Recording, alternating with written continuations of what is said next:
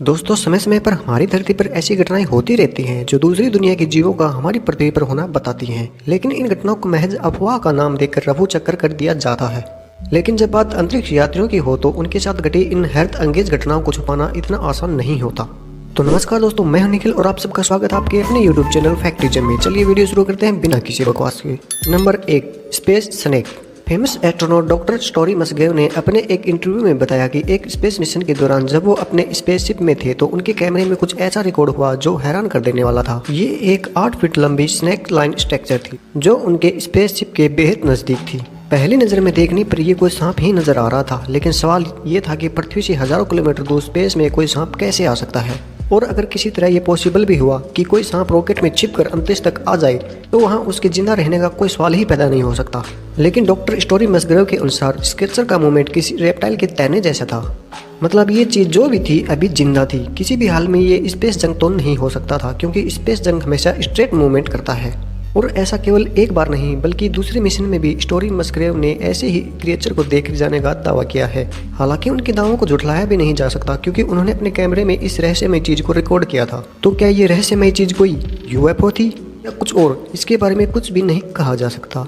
Number 2, Neil Armstrong secret transmission. NASA के Apollo 11 mission का विवादों से पुराना नाता रहा है, लेकिन 1975 में नासा कम्युनिकेशन सिस्टम के रिटायर्ड चीफ मॉरिस के एक बयान के बाद इस मिशन के साथ एक और नया विवाद जुड़ गया। उनके अनुसार अपोलो 11 की मून लैंडिंग के दौरान एस्ट्रोनॉट को वहां पर 2 यूएफओ दिखाई दिए थे। जब नील आर्मस्ट्रॉन्ग ने चंद्रमा पर अपना पहला कदम रखा था तो उसके बाद से लेकर अगले 2 मिनट तक की ऑडियो क्लिप नासा की ऑफिशियल रिकॉर्ड से गायब है।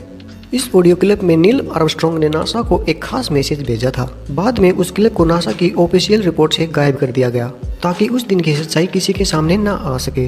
हालांकि इस थ्योरी में कितनी सच्चाई है इस बात का कोई दावा नहीं किया जा सकता, क्योंकि इस किताब के अलावा इस थ्योरी का कोई और सबूत नहीं है। Number 3, knocking sound in space.